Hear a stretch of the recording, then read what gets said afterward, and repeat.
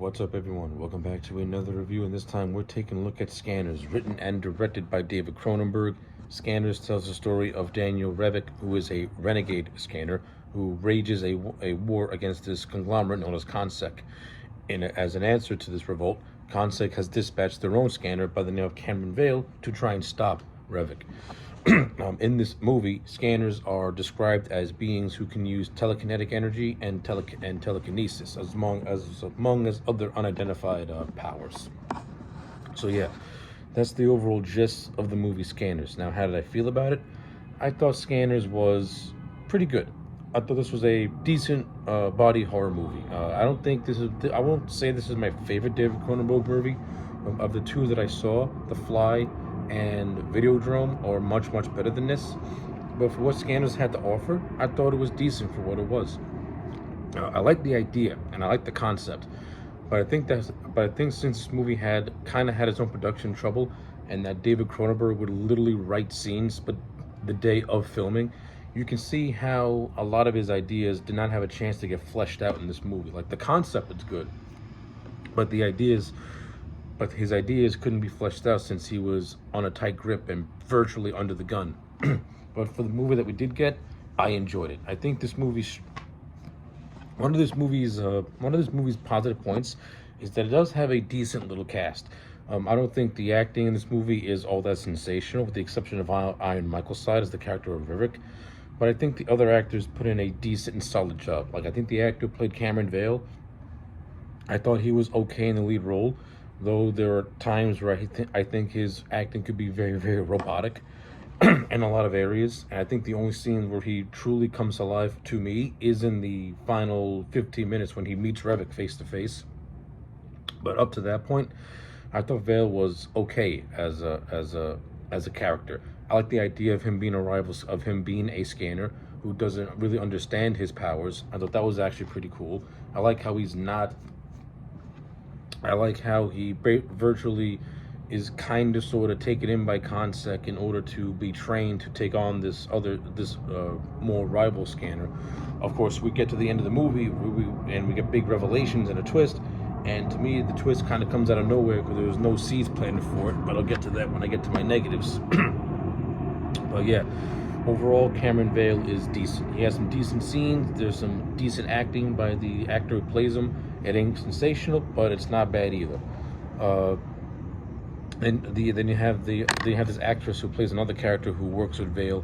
Her name in the film is like his partner Kim Oberst, played by Jennifer O'Neill. I thought she was fine too, but like the actor who played like Stephen Locke, the actor who played Cameron Vale, her acting could be a little stilted in some areas.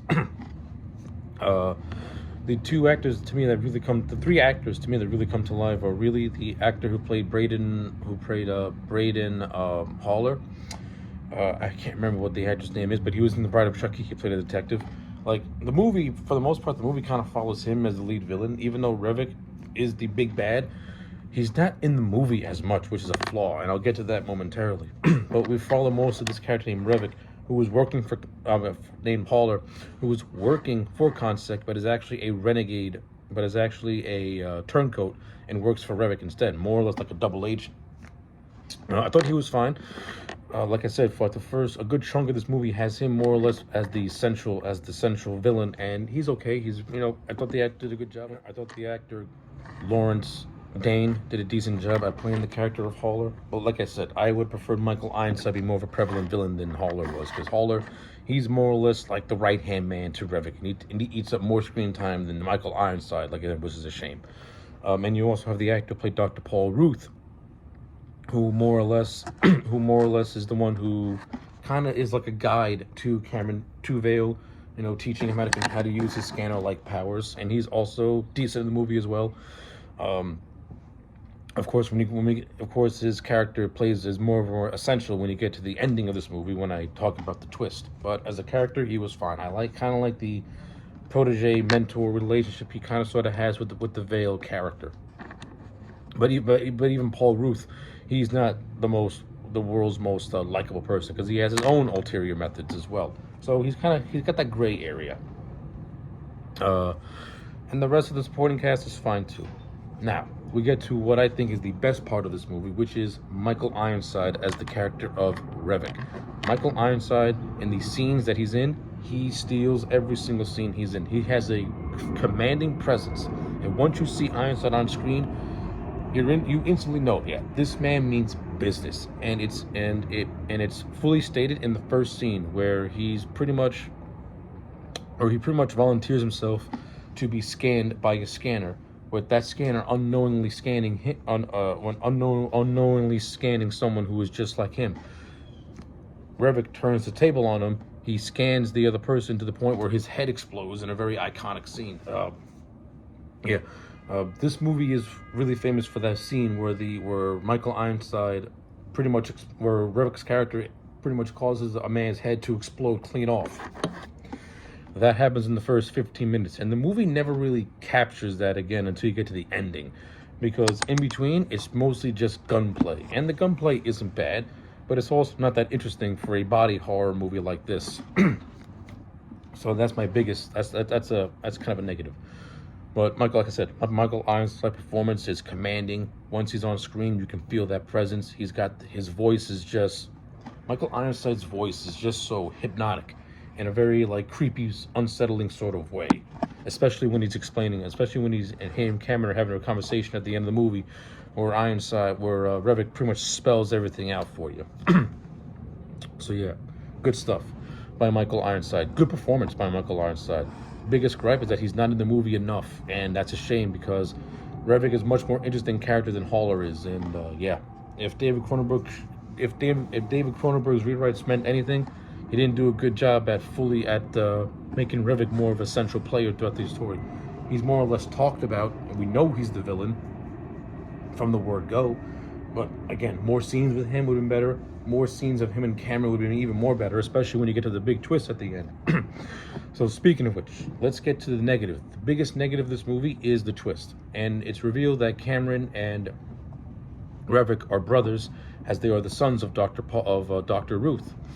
Now, why I don't like this twist is because there was no build-up to it. You know what I'm saying? There was no build-up to it. There was no hidden context clues leading up to it. It just feels like it came out of nowhere because David Cronenberg needed some oomph in order to make that third act feel more powerful. I mean, the third act would have been fine once you get to them having their psychic battle, to be honest with you. But adding in the twist and saying that they're brothers kind of convolutes everything, convolutes the plot, because it really does come out of nowhere, and like I said, there's no like teases or build up to it. And Revok's plan of what he wants to do with the scanners is kind of more or less a generic take over the world type of plot. And you get this over explanation about there's this drug throughout this movie called Emerald, I think it's pronounced, and it's used to kind of subdue the scanning powers momentarily. So it's revealed that this drug was created by Dr. Ruth as a way to temporarily dull the powers of a scanner. Meanwhile, unborn babies end up having their powers grow instead.